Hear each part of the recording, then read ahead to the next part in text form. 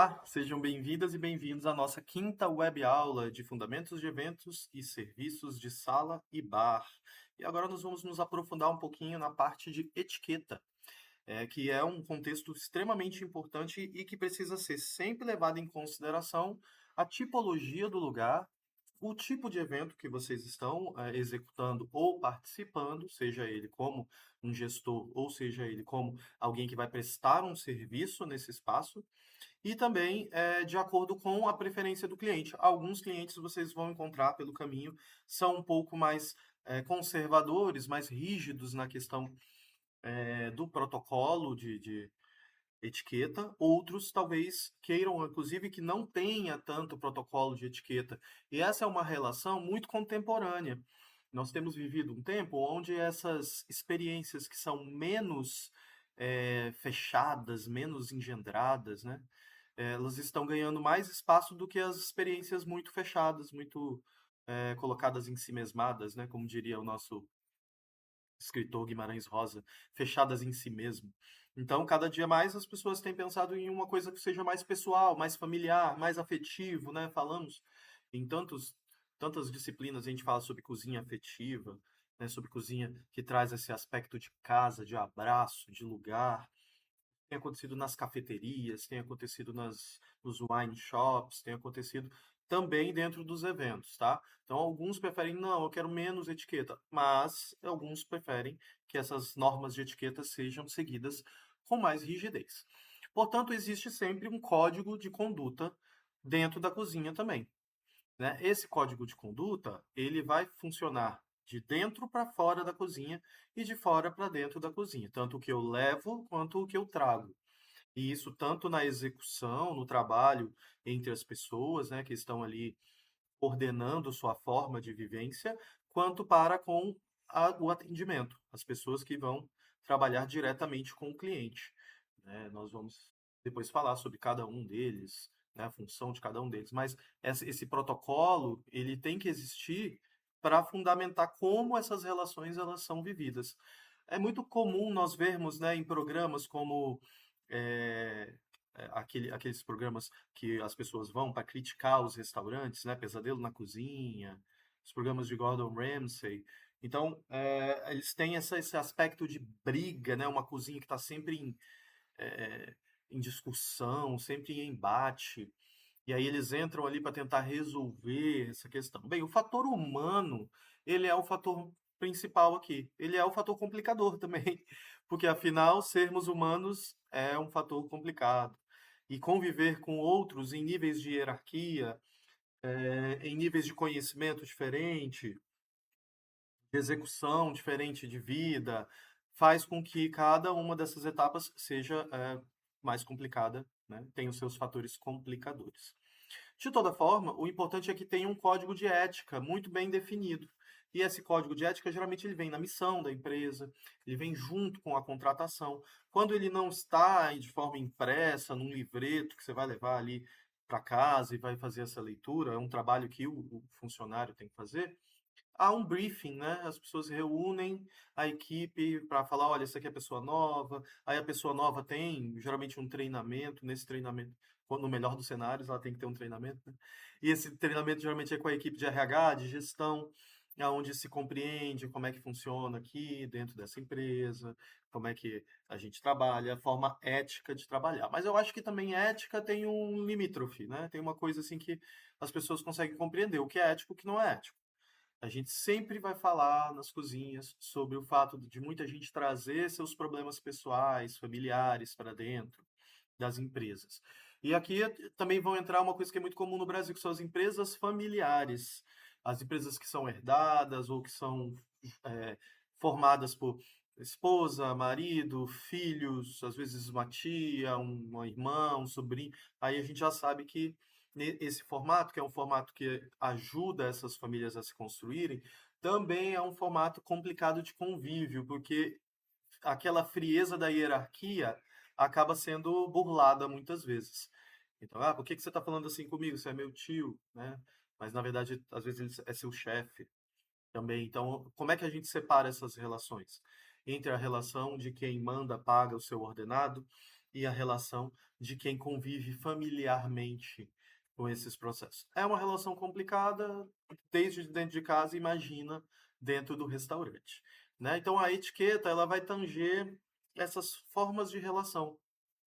Quando você diz que alguém é uma pessoa elegante, que as ações dessa pessoa são afetuosas, né, que essa pessoa consegue fazer um atendimento, ter uma postura afetuosa, eu busco sempre nas minhas relações de trabalho ter, mas com um limite, né? Então você é afetuoso porque você é dedicado, você é interessado, a pessoa quer trazer um questionamento, quer perguntar, quer trazer uma história, principalmente quem trabalha em bar, às vezes ouve muito do cliente, mas também é necessário tanger um limite, né? Oferecer em algum determinado momento que ele se sente à mesa, né? Que fique tranquilo, que qualquer coisa me chama, significa que eu vou fazer uma outra coisa, né? Para não ficar, às vezes, só absorvendo histórias que também complicam as relações. Às vezes, menos nos restaurantes, onde o serviço do commis, do garçom, do sommelier, tem uma certa frieza, no sentido de que ele está ali preparado para te prestar um atendimento de excelência, mas não necessariamente para ouvir a tua história. Né? E aí essa relação ela pode se tornar meio limítrofe. Tem gente que gosta, tem gente que não gosta. É aquela coisa da história do Uber, né? Entro no Uber para ir para minha casa. O Uber não fala nada, mas faz o percurso certinho, 5 estrelas, né? Entro no Uber e o Uber é conversador. Tô a fim de conversar, vou conversar com ele. Chego na minha casa, 5 estrelas. Mas se eu entro no Uber, o cara quer ficar puxando assunto ou falando de coisas que não são do meu interesse, ou que podem ser às vezes até ofensivas, a gente tem que cortar, né? E aí quando corta, isso já se torna um desconforto na prestação de serviço. Um fone de ouvido ajuda muito, às vezes, porque aí você está ali na sua introspecção, você pode nem estar ouvindo nada no fone, eu já fiz isso. Nem estou ouvindo nada, mas eu só não estava afim mesmo de compartilhar. Muita gente acha "Ai, que chato, não quer nem conversar", mas nem sempre a gente quer conversar, né, o tempo inteiro. E às vezes na cozinha isso pode acontecer, você vai prestar o seu serviço, se alguém perguntar, tá tudo bem, tá tudo certo, vamos fazendo essas coisas aqui. E depois, se tiver algo que você queira dar essa abertura, que você acha que é importante de se colocar para fora, aí em um momento off job, né, no momento fora do trabalho, no momento de pausa, aí se conversa sobre isso, aí sim. Até porque hoje a maioria dos espaços todos tem câmera, as câmeras também ouvem, então, você não pode gerar ferramentas contra você, né? E aí, se você tá ali no trabalho reclamando do trabalho, ou você tá no trabalho e reclamando de uma coisa que aconteceu na sua vida que o teu chefe não vai gostar, isso pode ser um fator complicador lá na frente. Então, evitar esse tipo de coisa é importante, tá? Principalmente pensando que hoje a gente tem muito registro, muita câmera, muito telefone, muito mais fácil da gente cair nessa armadilha.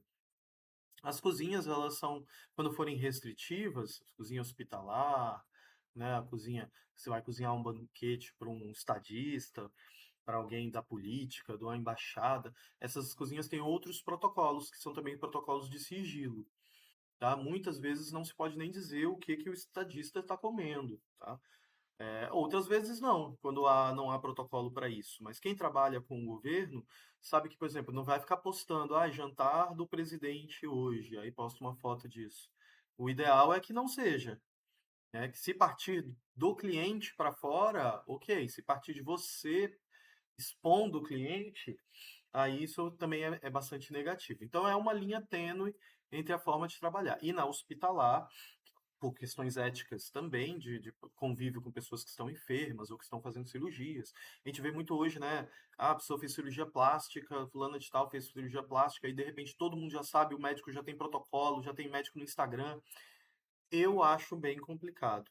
Um dia desses teve uma amiga minha que colocou sob processo, tá processando a psiquiatra que atendia ela, a psiquiatra que também era analista, alguma coisa assim, ou que era psicoterapeuta. E aí que fazia os dois processos para ela e que expôs, sem mencionar o nome dela, mas que expôs numa rede social, numa daquelas caixinhas de pergunta, a história da minha amiga, né? E isso a afetou muito. Né? Então, ou seja, absolutamente antiética essa profissional. Independente dela não ter mencionado o nome, a pessoa que está na sua rede social sabe que é sobre ela. E isso vai afetar. E a gente está falando ainda aqui de uma questão neural, né? Então, enfim, foi muito desagradável e ela está sendo processada. Eu acho que cabe aí várias sanções, porque isso é um problema que a gente não pode ser intercorrente, né? Bem, em um ambiente que é altamente competitivo, como o ambiente da gastronomia, as negociações elas devem ser fortalecidas, sempre visando acordos que beneficiem a todos, né? Todos os entes envolvidos, com ética, valores e propostas que visem o bem-estar e a condição humana no ambiente de trabalho. Então, quando a gente está pensando em acordos que serão feitos, quem vem trabalhar essa semana, quem vai repetir, de repente a empresa abre no domingo, né? Gastronomia tem disso, mas esse domingo era o domingo da folga do André, e aí eu preciso que o André venha, só que o André já tinha se programado, então eu preciso dar qualidade de vida ao André, eu preciso dar a ele a opção. Porque muita gente fala, não, você vai poder negociar, né, com o seu patrão, aí o patrão fala, preciso que você esteja aqui, aí você fala, não vou poder estar aqui, climão. Já aconteceu comigo, porque eu sou muito de programar as minhas folgas. Então, se eu tenho folga marcada dia tal, eu vou programar algo para fazer, às vezes até, dependendo dos dias de folga, uma pequena viagem, alguma coisa. E já aconteceu do patrão na noite anterior à folga chamar e falar assim, ah, tava pensando em amanhã fazer um almoço aqui e tal. E aí você faria? Eu falei, infelizmente estarei viajando. Ele olhou com uma cara tipo, como assim viajando? Viajando. Amanhã é minha folga, vou viajar amanhã, volto só no dia de trabalho. No horário do meu trabalho, eu estarei aqui de volta. Ou seja, naquele momento ele entendeu que eu trabalho com programação e que eu não sou dedicação exclusiva. Mas, é claro, eu fiz isso de uma forma cortês, né? Não discuti, não briguei, só falei, olha, eu já me programei, eu tenho uma viagem. Ele não gostou da ideia e eu só deixei claro que era minha folga e que eu estaria fazendo isso durante a minha folga. Ele falou assim, ah, é porque aqui a gente fica muito tempo parado, não tem muito movimento, estou cumprindo meus horários, estou cumprindo meus dias de trabalho. Infelizmente, não posso fazer. Se eu tivesse em casa, talvez eu fizesse essa sessão. Mas eu prefiro não fazer essa mistura entre trabalho e vida pessoal, porque senão a gente começa a degringolar nisso. Então, é difícil, gente. Essas relações éticas humanas são muito complicadas, principalmente quando você tem cargo de hierarquia. Eu comando a equipe da minha área. Então, as minhas decisões elas afetam a todos, então eu tenho sempre que pensar nisso. Mas eu tenho que pensar em mim também, né? Como é que essa discussão afeta a mim? Porque senão a gente fica preso no invólucro do dono, do chefe, do gestor, do mantenedor, e aí não dá, né? Relações complexas. Na cozinha hospitalar, esse código deve ser pensado também com sigilo médico, né? Junto, a equipe trabalha junto e a delicadeza, que quase sempre envolve momentos de internação e o cuidado aos pacientes. Quando eu digo quase sempre, porque às vezes é uma cirurgia eletiva, algo simples, às vezes é uma cirurgia plástica, por exemplo, né? Às vezes a pessoa nem vai ficar internada muito tempo, mas de toda forma é indelicado ficar falando sobre o que aconteceu ou o que a fulana pediu para comer, né? Isso, claro, somos humanos e vamos acabar comentando sobre isso, mas eu digo sempre, gente, ética é não expor isso. Não expor como? Não colocar numa rede social, não ter cuidado aonde você está contando essa história para ver se ela não vai chegar à pessoa de alguma forma, mesmo sem você mencionar o nome. E tem gente que ainda menciona nome, menciona praticamente tudo, né? Então é complicado, gente. E nem tudo é sobre engajamento, sobre ser descolado, sobre contar as histórias. Eu acho que a gente tem que ter ética acima de qualquer coisa nesse tipo de situação. Né? Alguns hospitais eles já oferecem menus especiais, a gente sabe que tem, né? Em determinadas alas, dando a eles um aspecto mais humanizado e também mais gourmetizado. Essa palavra que não é boa, mas ela funciona para vocês entenderem. Tem restaurantes que têm esse menu, até menu degustação, assim, a depender da ala que você está internado, né? Cada uma mais cara, tem alas temáticas até, e é meio estranho, mas também tem um serviço aí de hospitalidade, que tem a ver com hotelaria, né? Alguns hospitais já têm essa coisa do hospital meio hotelaria, né? E aí é uma tendência. A gente não está aqui para discutir sobre isso, mas se o catering, se o serviço de comida for nosso, a gente tem sempre que pensar de forma ética e humanizada, né, para atender esse tipo de situação. A figura hierárquica do chefe, ele aparece como um motivador de liderança, né? Que pode ou não participar diretamente do dia a dia das cozinhas. Mesmo como consultor, no caso eu, por exemplo, trabalho mais como consultor, é importante ressaltar a ética e postura, são sempre importantes, né? Então, quando você está dando um treinamento, seja um treinamento sobre a forma de cozinhar aquele arroz, ou um treinamento sobre fazer um drink, né? Você precisa falar sobre postura, sobre como fazer, como não fazer. Eu tive que me ausentar durante 2 dias no trabalho e o meu barback ficou de atendimento. E por azar dele e nosso, saiu um vinho. E ele não tinha tido treinamento de vinho ainda. Eu tinha avisado a gestora, olha, a única coisa que ele não teve ainda, caso saia, é o treinamento de vinho, de serviço de vinho. Mas, por sorte, os hóspedes, os clientes que estavam aqui, eles não tinham também esse requinte do vinho, né? Então, só pediram vinho, acho que mais para, vamos comemorar, né? Vamos pedir um vinho. Ele teve uma dificuldade imensa para usar o saca-rolhas, ele teve uma dificuldade na hora de servir, ele só colocou as taças em cima da mesa, abriu a garrafa e saiu. Não serviu o cliente, não conversou com o cliente, ficou muito nervoso. E isso é normal. Por quê? Porque eu não tinha dado direcionamento ainda, mas não foi culpa minha, porque existia um cronograma. E na semana posterior ao acontecido foi quando ele teve as aulas de vinho. E hoje ele já sabe fazer um serviço de vinho. Hoje ele já sabe servir o cliente. Não é um sommelier, mas ele sabe fazer o serviço. Como um garçom, como um cumin, deve saber fazer. Então, é pensar que esse lugar de liderança, ele precisa ser sempre muito bem regimentado. Porque no dia a dia, a gente precisa ter a postura do atendimento ao cliente, a postura dentro do convívio com os colegas e principalmente quando a gente externaliza esses processos. Bem, como ser um bom chefe, gente, aqui é claro que é uma dica disso tudo, mas no fim das contas a gente tem várias formas de colocar de como ser um bom chefe, né? Acho que a gente acaba conduzindo isso, cada um à sua maneira, sem esquecer que existe um padrão mínimo, né? Então vamos lá, respeito à vida, né? Da sua equipe, sua, né? Sua vida, claro, né? Dos alimentos que já estiveram vivos em algum momento, né? E pensar sempre na diversidade e comunicação. Então, eu trabalho com pessoas diferentes de mim, preciso trabalhar com diferentes tipos de comunicação. Não é assim, é porque eu sempre fiz assim, né? Então eu agora errei. Não, sempre fez assim, mas você pode melhorar, né? Então você está lidando com gente que é diferente uma da outra, então vamos entender, vamos pesquisar, vamos fazer um curso se for necessário acerca desse tipo de vivência, né? Desperdício, redução de desperdício. Gente, isso aqui é um trabalho do chefe, tá? O chefe tem que observar isso. O desperdício ele é energético, ele é de alimentos e também de tempo, né? Se está desperdiçando tempo, a gente costuma dizer que numa cozinha não existe a possibilidade de não ter nada para fazer. Claro que é uma visão um pouco radical, claro que podem ter momentos que a pessoa não precisa se preocupar exatamente em estar eficientemente ali parada, né, e em pé, né? Às vezes está num momento realmente de relaxamento. Mas é raro, vai ser raro.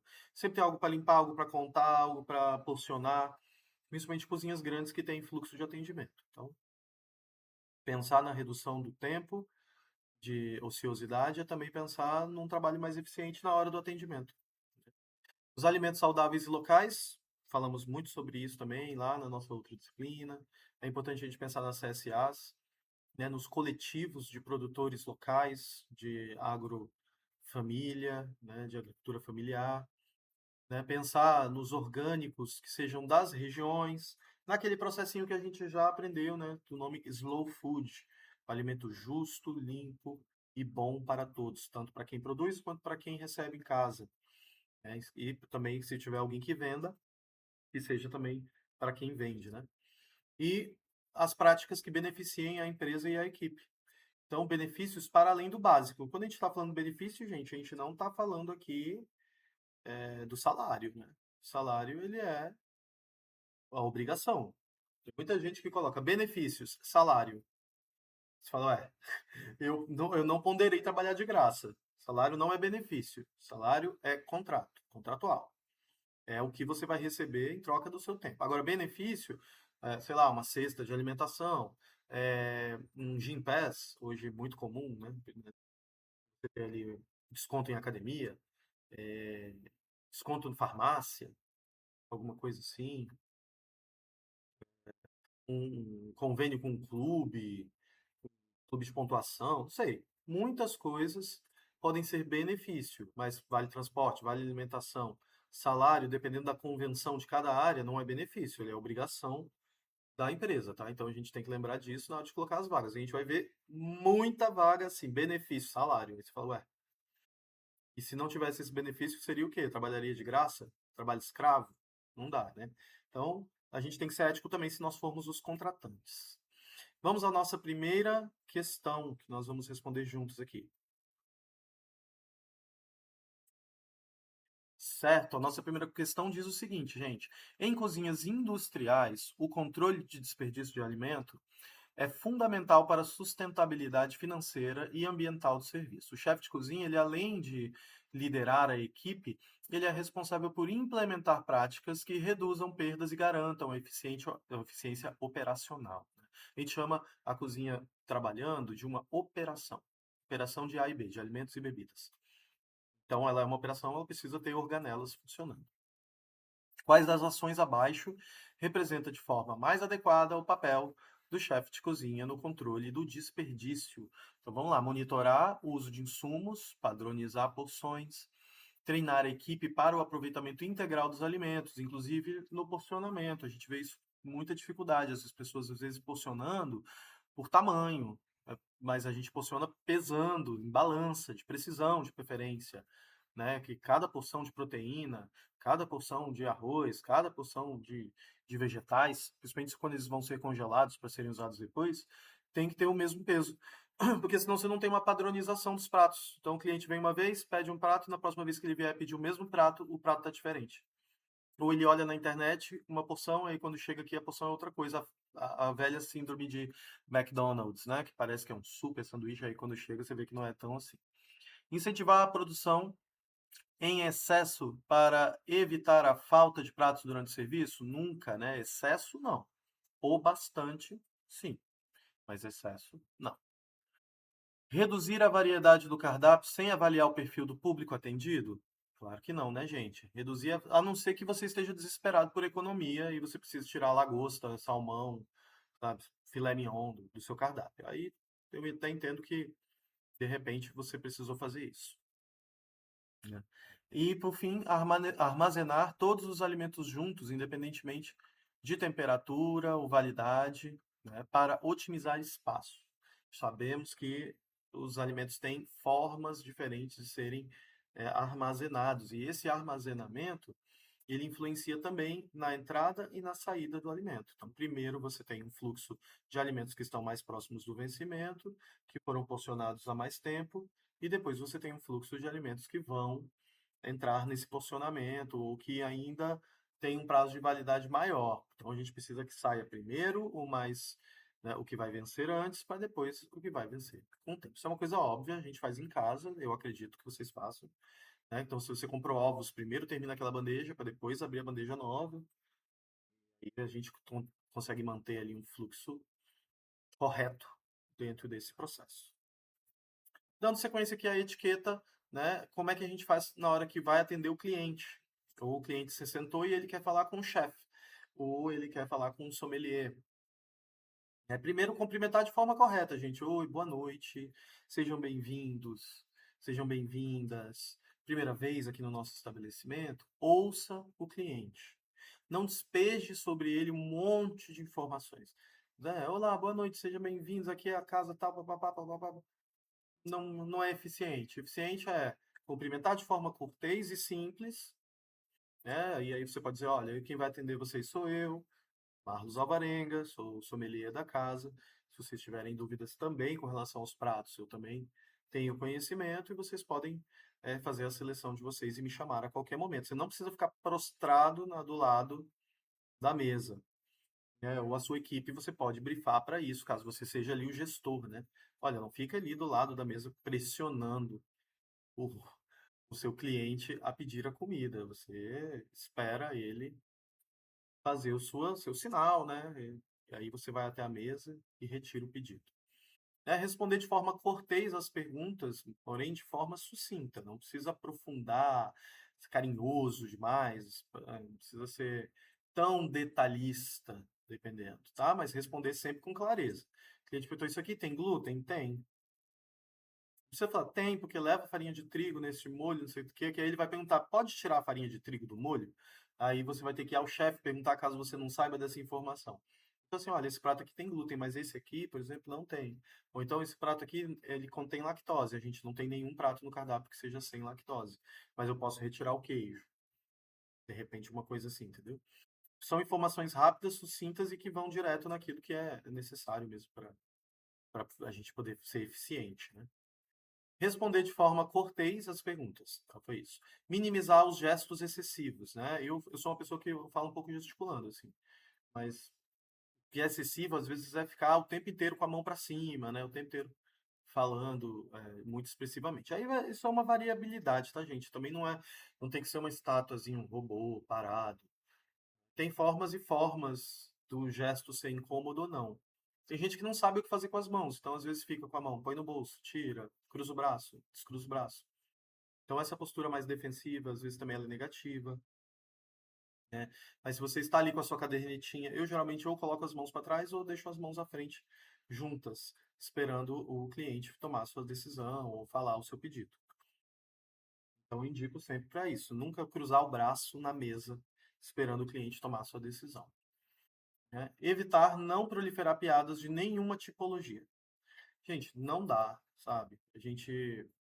Eu acho que nunca foi legal, mas agora é ilegal também. Então, você, poxa, propagar piadas de gênero, de raça, de sexualidade, de time de futebol, de religião, não é positivo, não é legal, não te torna descolado, não faz com que você seja divertidão, entendeu? Então, tomem cuidado com isso. E se o cliente começar a dialogar sobre isso, aconteceu, por exemplo, um cliente começar a falar que ele tinha um estagiário que ele treinou muito bem, mas que ele era PCD, e aí começou a falar que o estagiário venceu na vida, mesmo sendo PCD. Ou seja, ele colocava tudo, ele trazia o PCD, e isso é, obviamente, um capacitismo. Na cabeça dele, ele falou: ah, e ele até ganhou um carro e ele dirigia esse carro, e eu tinha medo dele dirigir porque ele tinha uma deficiência na perna. Gente, capacitismo total. Ou seja, na visão dele, o estagiário ia ser sempre menos do que ele. E ele ainda fala: ah, ele passou no concurso da área de PCD. Aí, tipo, sabe, da vaga de PCD, como se fosse uma coisa menos, né? E eu falei: não, mas isso não tem nada a ver com mérito. Então, às vezes a gente fica numa saia justa nesse tipo de conversa, só que aí eu começo a cortar a conversa e não a dar respostas, mas mudar, perguntar o que achou da bebida, tentar trazer, e assim que possível eu me distancio para tentar demonstrar que é desconfortável aquele tipo de pergunta, aquele tipo de ação. Nem todo mundo vai entender, portanto, às vezes a gente vai precisar desenhar. Então, ter cuidado com o outro é também buscar impedir que os pequenos poderes se tornem regentes de uma relação perturbada e tóxica. E isso aqui, gente, é praticamente para a vida, né? Os pequenos poderes. Se eu ganho mais do que a esposa ou do que o marido, se eu sou o dono da casa que o casal mora, se eu sou pai e aí por isso eu tenho um pequeno poder regente, eu acho que eu posso mandar em determinadas situações, ao invés de dialogar. E aí dentro das cozinhas a gente vai ter essa hierarquia com bastante problema, né? Bastante tóxica às vezes. Às vezes o chefe não tem paciência, às vezes ele explicou uma coisa que para ele é óbvio e aí para o funcionário não foi, e o funcionário vai perguntar de novo ou vai fazer errado. E aí você vai falar: "Ah, mas eu já te ensinei a fazer isso aqui, como é que você faz errado?" Ele não entendeu e você não deu a ele a abertura para ele te perguntar como é que era feito. Então você tem uma parcela de culpa ali também, né? Então é preciso que a gente tenha esse cuidado, né, com a figura hierárquica, principalmente quando a gente está falando de chefe, né? A figura do chefe prepotente que grita e agride seus funcionários, ela deve ser combatida todos os dias. Hoje essa postura é inaceitável, por mais que ela seja replicada na TV aberta. Por mais que a gente veja isso acontecendo em programas de televisão, e a gente tem que lembrar que Programas também são ficcionais e eles vendem essa ideia, vendem essa estética às vezes. Mas ela não é boa, ela não deve ser proliferada e a gente precisa combatê-la. As cozinhas são espaços muito complicados, elas têm melhorado muito, principalmente as cozinhas que são mais fechadas, como as cozinhas de hotel, cozinhas de catering. Aí você consegue ter um controle um pouco mais frio disso. Mas aí também a gente perde a relação humana, né? Gente, é tudo muito complicado, tá? Então, professor, qual é a melhor dica para fazer isso? Não sei. O sentido é sentir, o sentido é sentir a equipe que vocês estão trabalhando e o feeling de cada um dos funcionários e como isso pode ser construído da melhor forma. Como que ele pode construir uma relação saudável ali dentro, né? E essa coisa saudável é que a gente vai ter que entender a dosagem de cada um. Tem gente que é super afetuosa e também muito sensível, outros não são nada sensíveis, nada afetuosos, e a gente vai ter que aprender a lidar com os dois e fazer com que os dois ganhem aí esse lugar e esse espaço. E aí aqui tem uma cozinha funcionando, né? A gente vê que tem uma hierarquia, os de chapéu preto, eles são os auxiliares, talvez sejam sous-chefes também. O de chapéu branco é o chefe de cozinha, que está ali já num outro preparo, talvez um pouco mais avançado, enquanto esses estão em preparos que talvez sejam anteriores à produção do prato. Vamos para mais uma pergunta? Certo. Nossa pergunta é a seguinte: a liderança afetiva na cozinha, ela busca conciliar produtividade em um ambiente de trabalho que seja saudável, né? Pautado em respeito, empatia e motivação da equipe. Esse modelo de liderança contribui para reduzir conflitos. A gente vai chamar isso de liderança afetiva, dentro da cozinha ou em qualquer outro lugar. Aumentar o engajamento e melhorar a qualidade do serviço gastronômico. Gente, quando a gente fala de engajamento aqui, é uma coisa que vocês vão sentir quando vocês forem trabalhar. Quem está satisfeito, está gostando, tem uma equipe motivada, vai trabalhar mais gostoso, vai trabalhar mais divertido, vai, sabe, chegar e dependendo da cozinha que tivesse, com uma cozinha mais liberada, assim, vai ter uma musiquinha tocando, vai ter, sabe, as pessoas vão estar trabalhando ali num fluxo legal, num fluxo bacana, e vai ter um diálogo bem legal ali dentro. E isso vai acontecer em alguns lugares e em outros não, né? Outros a gente vai sentir que a pessoa está desmotivada, ela chega na hora de entrar e sai já no talo, assim, no limite, e às vezes nem olha para trás, nem dá um passo a mais, e isso está ficando deficitário ali também nesse processo. E isso não é só sobre o funcionário, isso é também quase sempre sobre os gestores, sobre o motivacional dessa gestão. Né? O que está correto aqui, gente? Manter a comunicação alerta. Né? Quais das opções abaixo exemplifica a aplicação da liderança afetiva pelo chefe de cozinha? Bem, manter a comunicação aberta, ouvir sugestões e reconhecer o esforço individual e coletivo. Né? Quando a gente tem um bom atendimento, quando a gente termina um dia em que deu tudo certo, talvez ali antes de ir embora, mesmo mas de forma rápida, tá, gente? Porque também o seu funcionário quer ir embora. Não tem essa. Ah, eu amo meu trabalho, eu moraria aqui. Não. Você gosta do seu trabalho, gosta de ganhar o dinheiro que ele dá, mas você quer ir para sua casa. Sim, você quer. Você vai pegar mais uma hora de coletivo, às vezes cheio, às vezes em pé. Então, ou tarde, vai ter que descer num lugar perigoso. Ó, muitas situações. Então, vamos ter noção, né? Marcou uma reunião para o fim do expediente? Seja sucinto, rapidinho. Gente, olha, parabéns pelo serviço hoje, foi muito bom. Vamos melhorar nisso aqui, isso aqui, vai ficar ainda melhor. Né? A partir de amanhã tem tal coisa, então a gente se fala amanhã. Eu só queria dizer que deu tudo certo. E é massa. Eu sempre fazia isso com a equipe quando eu estou dentro da cozinha. Né?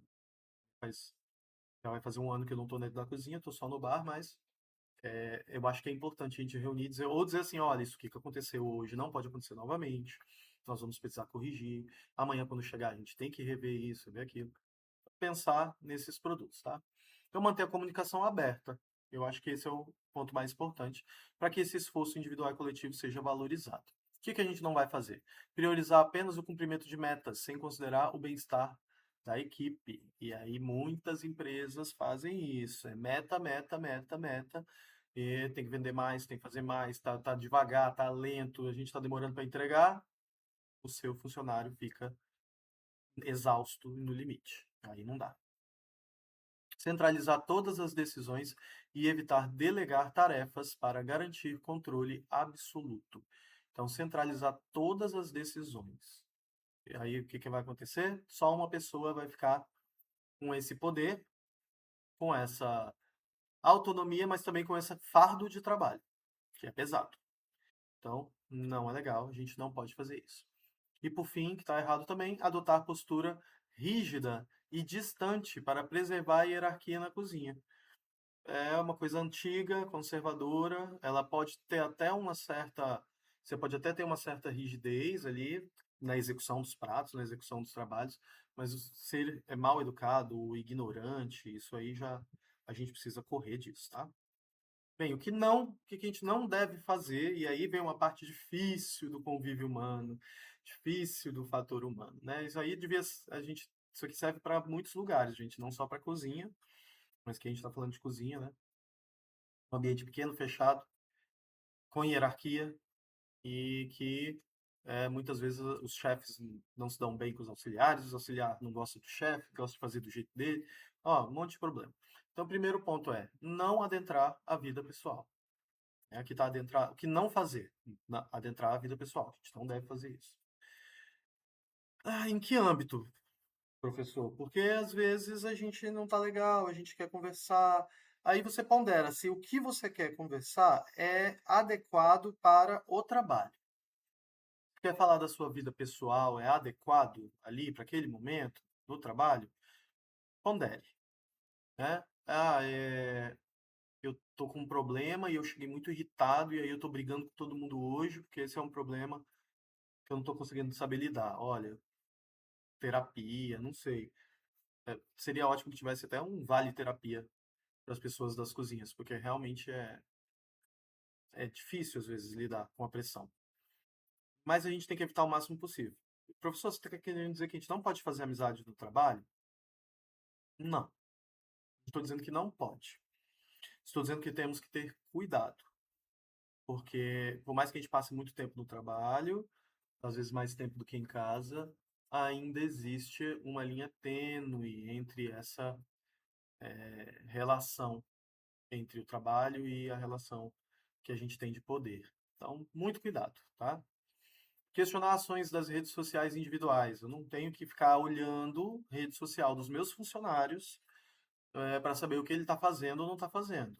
Salvo exceção de que ele fez algo do trabalho, postou algo sobre o trabalho, que desbeneficiou. Então, vamos supor que ele postou ali um vídeo dentro da cozinha que não foi autorizado, e aí tinha algum produto fora do lugar, alguma coisa assim, e os clientes perguntaram, ou seja, muito cuidado, né?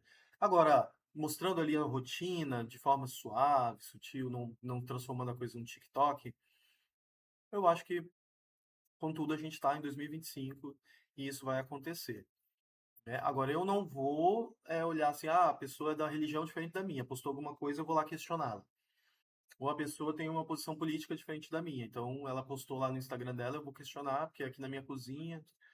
Não, a vida pessoal dela, ela vai agir da forma com que ela acha mais adequado, melhor, certo?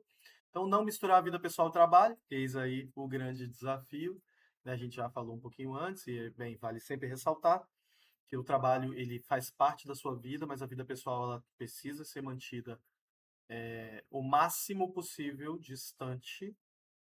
Não significa que a gente vai conseguir fazer 100% isso, mas o máximo possível distante. Lidar com a diversidade de forma humanizada e não, é, como eu citei, né, não estereotipada, não de forma preconceituosa, velada, né? Muita gente às vezes trata algumas questões de forma velada, né? Então, principalmente se a gente, as cozinhas hoje elas têm tido vaga para PCD, vaga exclusivas, né? Vagas para pessoas trans, vagas. Então, se você resolve tornar a sua cozinha inclusiva neste sentido de oficializar a inclusão, então você tem que estar preparado com um código de ética para isso, para que você não dê um tiro no pé, né? O que que é ser inclusivo, o que que é ser diverso? Aí a gente tem que estudar essas cartilhas para poder entender o que que pode, o que que não pode, o que que se fala, o que que não se fala. né? Então tem sempre limite. Vai inferir a vida pessoal do outro? Não fala. Vai falar demais sobre a minha? Ah, porque na minha opinião, não fala. É sobre trabalho, sobre comida? Fala. Então acho que tem esse limite, né? Principalmente porque tem gente que dá abertura, tem gente que não dá abertura. E aí eu não posso lidar com essas situações assim. Bem, o roteiro de estudo extras para vocês é simples, né? Conheça pessoalmente, né? Se você conhece pessoalmente algum chefe, você tem convívio com ele, né? Pergunta para ele como é que é o convívio na cozinha no dia a dia. Pergunta como são as relações éticas, quais são os tipos de protocolo hierárquico que ele trabalha dentro da cozinha dele. Como é que ele consegue lidar com a gestão de pessoas? Porque às vezes o chefe de cozinha não é preparado, quer dizer, quase nunca ele é preparado para essa parte de gestão de pessoas. E o recursos humanos, o RH, se for uma empresa grande, ele não consegue lidar com a gestão da cozinha. Então as coisas acabam se misturando. O chefe, ele devia ter, de alguma forma, essa formação. Aí se eu tenho um gerente, um chefe, aí eu delego isso ao gerente, né? Mas quando é um lugar menor, quem toma esse trabalho é o chefe. Quem faz entrevista, quem pergunta como é quem faz com que as pessoas se sintam melhores e tudo mais, que questiona faltas, presenças, acaba sendo o chefe. E aí pode ser um peso mais complicado no dia a dia. Tudo bem?